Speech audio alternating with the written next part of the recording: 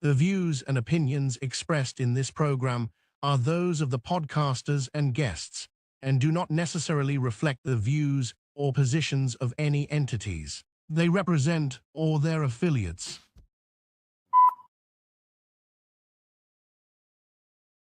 Action! Yeah, what's going on? Hey. Been a minute. Yeah. For those of you who don't know who this is Monique, better known as Dragonfly. Yes. Hey, to those I know and those I don't. That's We may cross right. paths again. We may. Cross paths for real, Oh huh? yeah, yes. I still, like I said, I still got Black Beauty out there. So, we gonna see. We Get gonna this see. heart in order. Get this heart in order. So since you've been away, what you been up to? Everything. And because my original reason for stepping away was to open the gym. So that's when I had opened that gym and nonprofit in San Diego. And then kind of stepped away to focus on that and just kind of get it up and running. But that was about, and I had that up and going for about 2 years, and then the pandemic hit. And Right. You told me yeah, about that. man, and that sent me in a tailspin. That shit was a disaster. Like I had the gym going. I had contracts with like IEHP to where my program was at their community centers. I was doing because I had trademarked a fitness program with the, Right. and then I had my gym, and then I had a nonprofit. And so everything was running, had contracts with IEHP, Riverside, San Bernardino, Victorville, was doing the sign language program with them and my fitness program. So all kind of contracts going. All of it ended overnight when the pandemic hit. They was like, as of 9 p.m., your shit is shut down. Damn. Yeah, I had people in the gym in San Diego just like they was like, the police are here. And I was like, you say what? So yeah, it was like, and just so happened my gym was on the news because I had a deaf fitness program, so which was very different. And I had deaf cueing and all that kind of stuff. So I would use lights and bass and that kind of stuff versus instead of my voice. So I was on the news out there twice. So one time they came to the gym, and another time I went and did a class actually at the news station, Channel 8 in San Diego. So because I was on the news, they used the clip of me being on the news and was like, yeah, all gyms need to close. Boutique gyms, big gyms, flash, fitness is my sickness. I was like, oh. So yeah, they wasn't playing. They Damn. shut down. So like every bit of income shut down overnight because all the community centers had to shut down. So contracts ended, like everything just stopped overnight. And so it was So just you lost it all. oh yeah, hailstorm. And I'm still dealing with it. Like they I came know. house, all kinds of mess. So yeah, it's like it's been wild trying to recover from the pandemic for sure. So So yeah, it was a hit. man, that's deep to Mhm. put, that much effort and have something like that close within a second. You Yeah. know what I mean?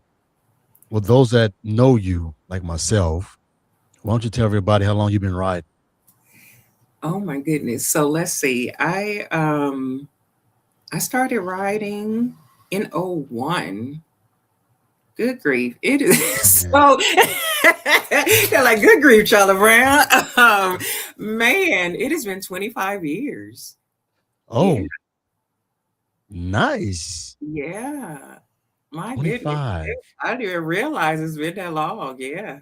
And I've been knowing you for a very long time. Yes. Because I had my bike for quite a few years before I even joined the set, and was just riding around, and just so happened to meet I actually had met Victory at Uh-huh. Black Nights, and Yep. just Yep. out, and our boys played football together, and she was like, "You right?" Because I rode to one of the practices, and I was like, "Yeah." She was like, "Well, you want to come to an event?" And I was like, I don't know. We can exchange numbers. Because, for me, playing sports and stuff, like being around a bunch of women, I was like, I don't know about that. So, because I, mainly had male friends, cousins, my brothers. So it was mainly males, wasn't around a lot of females. So I was like, we gonna see about a female club. But Yeah, yeah, I know. I'm so happy that I did because I just found a huge community and family, and definitely enjoy being on the set and still get out when I can. And like I said, possibly coming back, getting back, Uh-huh. getting Yeah, back. like everybody else. I miss it. I Man, miss it. I'm telling you, that's why I ain't sold Black Beauty. I'm telling you. I'm like, nah, girl, we got to stay together. That's why I didn't put it out there when you asked me to. I was like, nope, I'm not gonna do it. I am not gonna put her out there like And that. I don't want to sell it, and it is strictly a financial thing. Just again, like I said, with a lot of even again, not to get too deep into politics at the moment, but even my job with all the federal cuts, I lost my job and all that stuff. Had a contract, was work in University of Wisconsin Madison, and we got an email like, "Yep, everybody's funding is cut as of Thursday." Damn. We're like, "What?"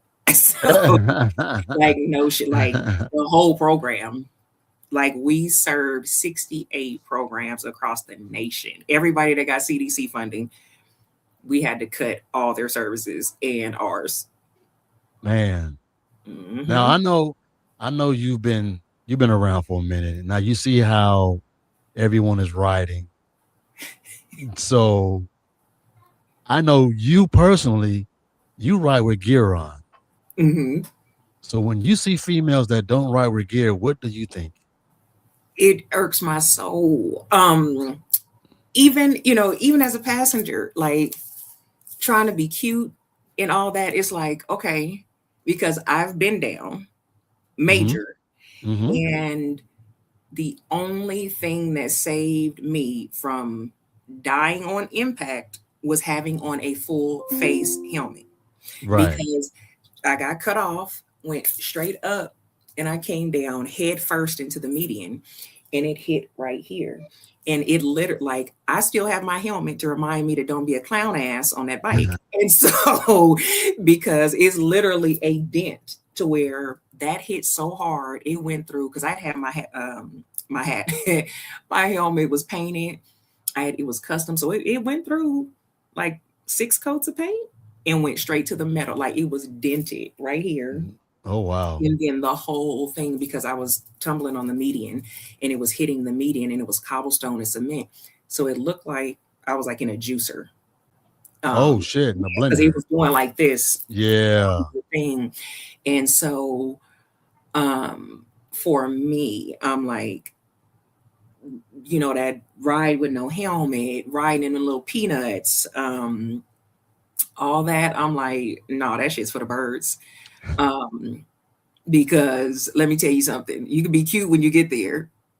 Or if that's the case, wear a modular. Put it up if you gotta be in some wind. But I tell you what, when you knock your head to get them rocks, you're gonna want a full helmet. I still have a traumatic brain injury. Like I still have bleeding in my brain that I'm dealing, like I said, still medical issues dealing with today. I just got out the hospital for stroke symptoms because of the bleeding in the brain. And Yeah. so, Yeah. and that's with a full face. So I don't play when it comes to them helmets. The gear now, I ain't gonna say I was fully geared up, but I did have on some stuff. But at least if you at least put the essentials on, and like for me, I didn't have a jacket on, I will admit, Uh-huh. but I had on my spine protector because I was like, okay, if I slide, at least I got a little turtle shell on here. Yeah, a And so, little. yeah, right. I Right. know better now. But yeah, it was, but it was again, it was hot. I didn't want to wear my leather and told my ass up. Told my ass up. I had gravel all in my arms. Uh-huh. That they had to get the rocks out. I was With sticking a to grater. oh yes. And then I Yeah. was stuck to the sheets because so every time I would move, it was healing on the sheets. Absolute craziness. Um, I had denim embedded in my ass cheeks because of hitting the thing. I was like, see, should have had some better jeans on, shouldn't I? But it's one of them things, trying to be cute. See, And so so yeah. if okay, I know a lot of writers don't like listen to the old heads, shall I say? Yes, I consider myself an old head, and so if a lady writer was to ask you about, gear and all that stuff, what would you tell them? What would you say? Get that gear. Because like I said, you can be cute as you want to. When you get there, don't nobody look, wave if you need to on the freeway. If you got to do that, have at it, baby. Tell them to meet me there, and you can see how cute I am. But let me tell you what you don't want to do. You don't want to be in the street like I was, where they're cutting your clothes off because now you're full of gas and like the denim and stuff is like embedded in your skin, and then there's rocks all in my arms, and I had on boots, and it was rocks embedded in the boots. Damn, like a Yeah. blender. Oh, exactly. And so even with the gloves, like I had gloves on, I still had scrapes deep into my hand with gloves on because it just scraped through. So without that, it would have been to the bone. So it's like, if you got to be cute, invest in some cute gear. If you're trying to be shapely or whatever, get that good jacket that's $400 and not $100. So because you can be cute, Yeah. but it's going to cost you a little bit more. So either you're going to invest in gear or you're going to invest in medical bills, because you're going to invest somewhere, and it's one of those things where you can still, like I said, there's so much gear out there. It don't got to be big. It don't got to be bulky. None of that, but you can be protected. So it's like, don't be foolish and put a damn jacket on and some jeans and quit having your ass all out. And then because I'm telling you, it ain't no joke getting gravel out your ass cheeks. And I had on denim. It ain't no joke getting denim and gravel out your ass. Oh man. And it's sticking to the sheet. So every time you move, it's ripping the scab off. So now, and then I couldn't lay to the side because I had a brain injury. I had to lay on my back like this with my head in between pillows. And so literally the nurses had to come in and move me every 2 hours because I couldn't move my head. So they shift you, yeah. So I had to lay flat, had I had the neck brace on, and I had like the bumpers. And so it took 5 nurses. So these 2 on one side would hand the sheet to the people over here, but there had to be a nurse holding my head when they would hand the sheet to kind of scoop me a little bit to tuck pillows, because I had bad vertigo. The brain injury was just so bad that I would just like throw up over the side just from that little bit of movement. Everything looked 3D. It would take like 30 seconds just to focus on stuff, is how bad the brain injury was. Yeah, that was that's kind of crucial. Yeah. For people not to really, hear what you're saying, understand it. I've been down, but I haven't been down to that severe of an injury. Yeah, I had to relearn to walk. Yeah. Because my brain was disconnected from the body.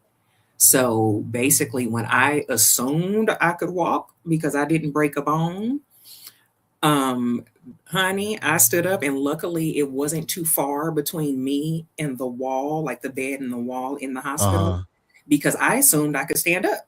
My legs weren't broke. And so when I stood up, I fell into the nurse and like slammed her into the wall. And I was like, oh my God. And I was like, what happened? And she said, your brain is disconnected. So she had to sit me back down. She was like, okay. She put a brace, like a rope kind of thing. So it was like almost like a weight vest. Oh, yeah.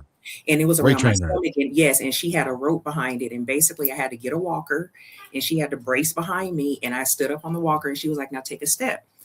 I could not take a step. It took me like 45 minutes to get to the hospital door, just because my feet would just slide. Like I just could just do this. My brain, I was like, walk, and nothing would move. And so I had occupational therapy, physical therapy, for a year. So I had to, for every day they came to my house, I had to change my house around. I had to sleep downstairs because I couldn't Couldn't go go up. upstairs. Yeah. So yeah, and that took a year for my brain to reconnect to the body. And the pebble in your ass. Right. I'd be cute, them tight ass jeans and boots. Man, listen, I've been wearing chaps ever since. It's some thick ass jeans. I'll be with leggings on under there. Be like, hell no, this got fleece? Is it fleece lined? For real, huh? I ain't playing. Man, I'll be cute when I get there. So what kind of riding would you prefer? Long distance or club to club, bar to bar? You know what? I like a mix because like on a nice like summer, like a summer night, like man, a nice roll out to Vegas or something. Cause I'm in Victorville. So 2.5, 3 hour ride, just jump on and just enjoy the evening. That's lovely because I've done that and just done a turnaround to Vegas. And just been like, you know what? Or one time I got an attitude and went for an event in Vegas and was like, fuck y'all, and I rolled back. That was that too. But I was like, I'm out. I got home from Vegas in like 2 hours. They was like, how you get home that fast? I was like, because I was mad. I was pushing, yeah. I was like, you bastards. Yeah. Right. But I do love a good picnic, like because for me, like picnics and stuff like that is like family time. Like that's just like a big old family. So for me, I do like those, but I do like a good long ride. You know what I mean? Because then, you got your music in, you got the wind, and just vibing. You're feeling, just into the moment. So for me, I like both. I can enjoy both. So what's the furthest you've been on your motorcycle? To Seattle. Seattle? Mm-hmm. So rode to Seattle. It's a lot of greenery.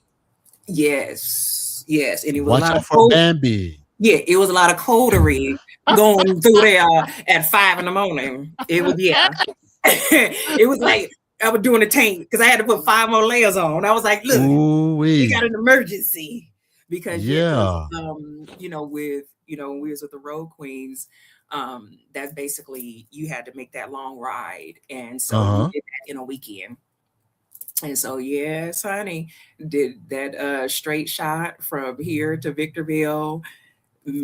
So from here to there was about 7 hours. Met up there. I think we met up in Stockton, somewhere in there. Stockton, Oakland. I forgot where we met up at. And then met up with everybody. Sat still for a bit for about an hour, and shot from there all the way to Seattle. And so straight Spent shot. the weekend up there. Yeah, and then we left here. So I left Victorville Thursday morning. And so so Thursday morning got there in the afternoon, then we just pushed out straight from there. And then I got back Sunday night, probably about midnight. Oh, nice. Oh yeah, but it was a turnaround, honey. It was for sure. I left Seattle with no shit. I set my alarm for 45 minutes. I said, I know you fucking lying. It was like it was 45 minutes because we went. I will never forget. We went to a Magic Wheels event, and I was like, oh my god, we got to ride home in the morning, Jesus. And yes, we got to the room. Got back to the hotel. It was like 2:00. Packed everything up. I was like, oh, we got to roll out at 4, y'all. It's great. Get in the bed. And it was like, I was like, great. I was like, oh, we got to set this for 45 minutes, y'all. Yeah. Be able to close your eyes and wake up, hit the road. I did that several times too. Straight shot, and we pushed it straight from Seattle all the way back to, we got to Stockton. My chapter took a little nap. We took a nap for about 3 hours and then pushed it back to SoCal. And got here. But we did it in a weekend. But that's all right though. Yeah. Like you just said, that's the beauty of it. Mm-hmm. So I know what bike you got right now. So But now the V-Rod. so if there was any bike that you would want, what bike would you want right now? I love Black Beauty because she just so cute. But little muscly thing, all hippie. But I saw there was a bike up here because I was always like, I don't want no bagger. But I saw it was was it Roguelike Sport? I think it is. Oh, the ST? Yeah, and it came with like a 110, and it was like so it had the bags, but it was like a bit lower, a little bit sleek. But yeah, Yeah. it was sport, and it was new. And I think because it was like it was new. I think it came out in Okay. 24 but yeah, and I was like, okay. Now that I could get with. So, I would, transition to a bagger, coming from crotch rocket. So so I'm going because went from the crotch rocket to the V-Rod. And so yeah, Uh-huh. I would do it like I said, that one because I sat on it and it's not all bulky. I was like, can I split lanes? All right. That's how I know if I want the bike, if I can still split lanes. Of course. Yeah, especially in California, you got to split lanes out Oh here. yeah. Yes. So You yeah. got to. So who got you interested in being in motorcycles, period? My dad. Well, honestly, I've just always been a tomboy, kind of girly tomboy, which is funny. Because my mom would put me in the little frilly dresses, but then I would hide cars in my socks because I would be like, okay, we ain't doing this. Like, who did this? But so yeah, I've always been into cars and bikes. Like I was the little girl with Hot Wheel tracks all through the house and my cars lined up, my bikes lined Uh, up. And yeah, I've always been into sports, cars, bikes. And then my dad had a motorcycle, never in any kind of club, anything like that. right. He had a motorcycle and, rode, his a few times, like he would drop me off at school here and there. But really that was it. Me, I was just like, I just want a bike, and I would see him and I was like, yeah, I need one of them, Who So, taught you how to ride it? actually my dad. So Really? yeah, so what had happened was, again, I was like, I want a bike. So I went and bought it.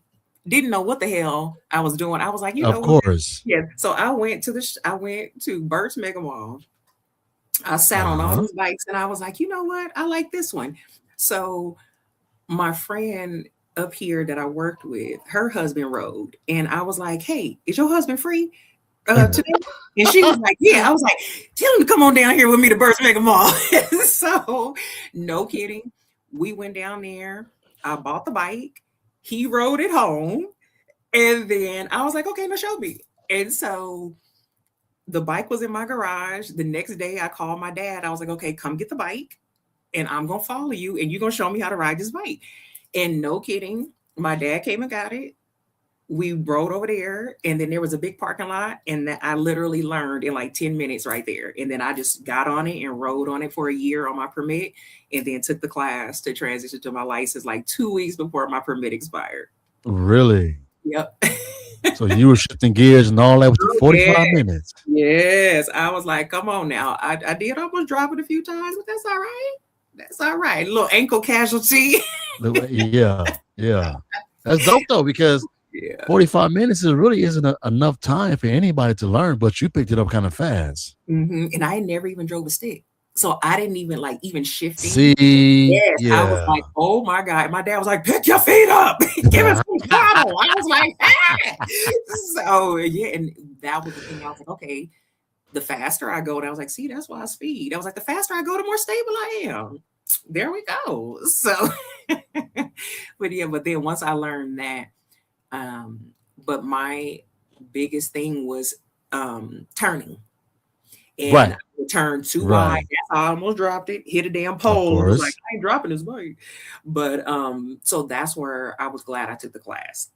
Of And course, because learned that's those tips. Yeah. Because I was all turning out and busting the U-turn is very there. Oh, hard. Oh, I was way out. I was three lanes out turning. It was like, Oh man, yeah, for real. oh yeah, yeah. Well, But let me ask you this then. Okay, how about this? What are what was some of the best and the worst things about being in a motorcycle club as a female? now the best would be the true sisterhood. Uh-huh. Because some of it was chicken shit. Um, but the true sisterhood that I've come across and the connections that I still have, even Hmm. outside of the club, you know, and with the brothers, even still, like, art, it's like, hey, I ain't in a club, but it's still like, hey, still cool as hell. So for me, it's the relationships, and the connections and those solid, people that I've come across and met that I still, have connections with. That, was, what I really appreciated, from the motorcycles, Right. for sure. And then also, like I said, because before I'll be like, I ain't dealing with a lot of women. Of But course. yes, and then, but, also seeing that, a lot of women can get along and collaborate and can be on the same page when they want to be. Right, right. You have to want to be. Um, Now, on the flip side, you have the cattiness, the pettiness, the silliness, and that's male and female, honey. Male and female, Yeah, oh yes. yes, Yes, ma'am. yes. Oh yes, yes, because there's a few Mitches out there. Um, so, and you be like, some guy, they be talking about the women and them lips be looser than, so cut it out. Um, so for me, and just like sometimes, and because the men, it wasn't like I've never been like disrespected really. Right. I did have one character was like, oh, you don't want to talk to me, you must be gay. I was like, who made you the best thing since sliced bread, motherfucker? Like, what? It was like, you make me dry up. Shit. Oh, damn. So like, boy, bye. But shit. But so, but, and that's where I said, I honestly, I've never now, or now I have had to challenge a few people in a race because I'm like, don't play me like that. Because just because I'm a woman, don't play like I can't ride. Right, So, but right. I have had that. I was like, who bike you on though, mama? I'm like, well, shit, my name on the damn thing, and I pay cash. So would you It's want to put me out? mine. Yeah, it's Yeah. but so yeah, but honestly, it's the what I you don't want is that pettiness, the cattiness. Because if you're supposed to be my sister and I can't trust you, that means I can't trust you on the road. I can't trust you with my shit. Like I don't want you in my room. Like none of None that. of that. So Right. because I'm telling you, I've been on a trip and some slick shit went down, and I'm like, yeah, I don't know how you typically get down, but this ain't it, and I ain't it. Right. So Right. yeah, yeah, keep the fuckery over there.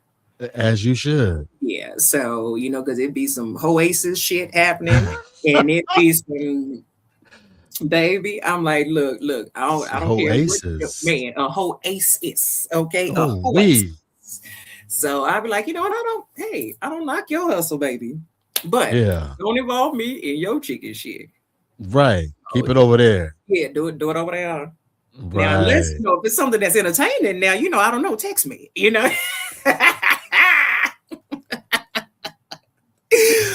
but don't You just said if it's volunteer. entertaining, just hit me on the hip. We'll talk about it. Too Oh my much. god! But yeah, but the runs and stuff, that's always a fun. Was hanging out in the parking lots and just really just having that chill out vibe time. That's always fun. So being that you've been on the set, and how do you compare the set from where it used to be till now? Mm. It's. I will say this. It seems like it pulled away from it for sure. Pulled away from what it was. And it doesn't seem as family oriented. It doesn't seem as unified. it doesn't seem like one sound, one band like it used to be. It's kind of Right. like get in where you fit in now. It's about, being seen versus what I'm doing. Um, because it's like before it was like, hey, this community event, doing this for the kids, having this picnic, for the community, like these kind of things. And now it's just more so party. Um, and it's like the turn up, the this, the that, and I'm like, okay, okay. And yeah, so it's the vibe, the energy, it just it seems like the mentality is different. So like think about like for you, if we were to ask like what made you join a motorcycle club originally when you started, right? Right. Now think about asking the youngest person on the set right now that you know, and think what and how how different the answers would be. Like how do you know what I mean? Like Oh from yeah. why they joined Uh-huh. versus why you joined back then. Right. So like because Right. I know for me it was like it was that camaraderie, that family feel that you know what, if you break down, it's like, okay, shit, do I know, can I get there? Do we have somebody that can get there? It's that, knowing you have support. Like this is a big ass family nationwide. Uh-huh. Um and that's what it felt like. So that's why I was like the picnics. It was like a family reunion. You see your people, you hang out, you enjoy the energy. Um Now it's like MF's fighting and shooting and doing this and doing that. And I'm like, nigga, no, I ain't going. I got a job. Like I got to go to Yeah. work. Like I got to stay Yeah. in the house. And that was another thing because, like I said, coming back, you know, even when I left, during the pandemic or before that to open the gym and stuff, it was already getting funky, even kind of then. And it's like, all right, y'all. We didn't even used to get down like that. Like you half-ass saw fights, and even within it was like, all right, you squash it. But I'm like, Yeah. it ain't like that, to where it's the energy seemed to be different. And the motivation behind joining seems to be different. It's like, is this for you think you about to get some chicks and some ass and get famous because you got a bike now and you got a patch?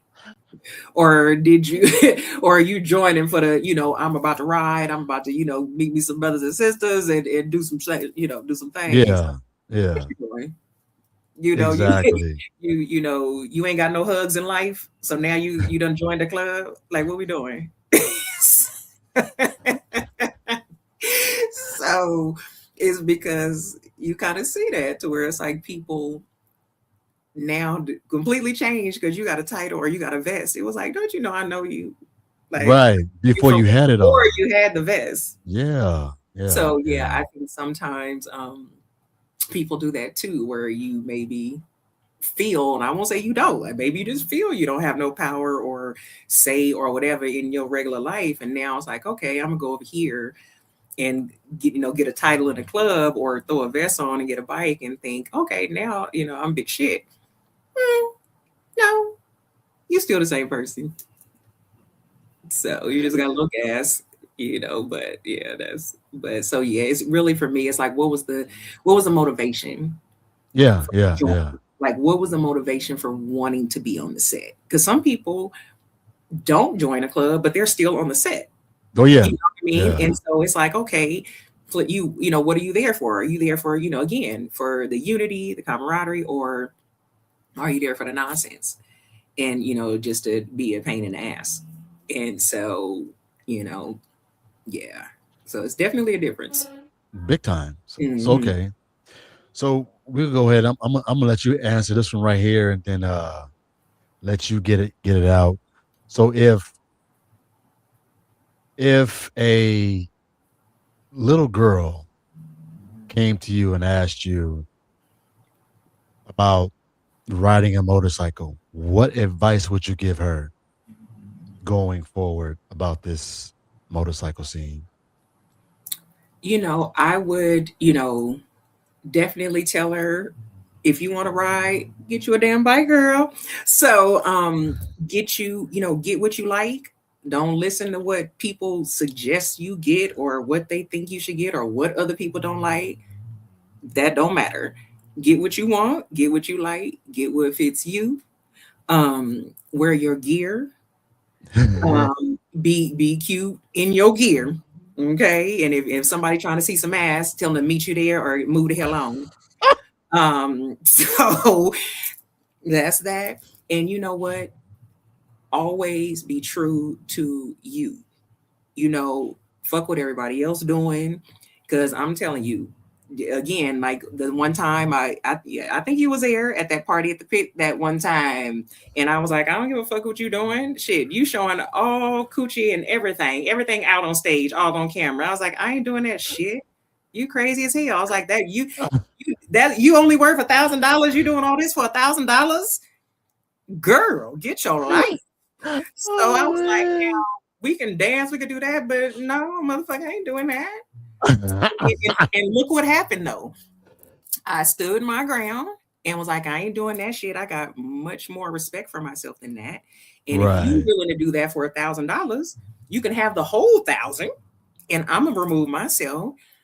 And look what happened in that. For anybody that was there, we wound up splitting the money because it was audience participation, and people. Another person was like, you know what? Good for her for holding her shit. Like she wasn't doing it. Like she was serious. And they was like, Dragonfly wasn't playing. We wound up splitting the money.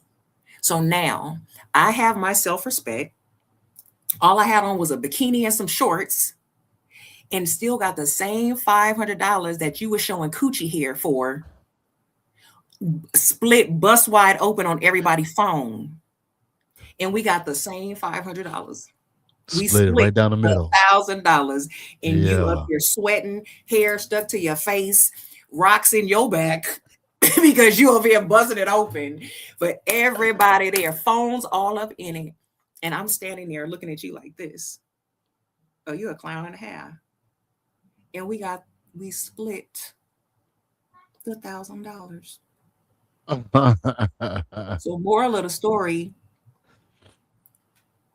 do what suits you. Now, if you just want to be a hoe, have at it. That's by all means. That's different too. I respect it. Yeah, like, hey, do you? I don't knock nobody hustle. But if you're not, don't put yourself there just because that's what people are doing around you. Or you go on a run and now everybody fucking and sliding in everybody's room and you're like, oh, hell no. Hell no. That's not what it's about. No. Exactly. So it's like, and for me, and was always how me, I'm like, no, I have my own moral compass. I don't care what anybody's doing. And so I'm like, you call me what you want, but you ain't gonna call me a chump. Because what I ain't doing is that bullshit. So, you know, and if I choose to do it, now that's different. But I'm not gonna do it because my sister said, oh girl, we about to look here. I got gas.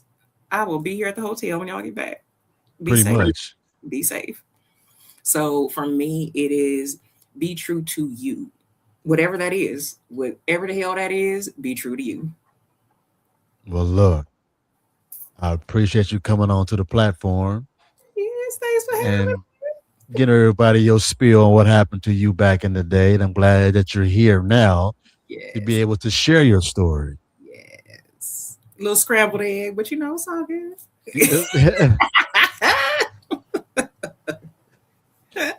And I'll be sure to bring you back on again so we can chop it up.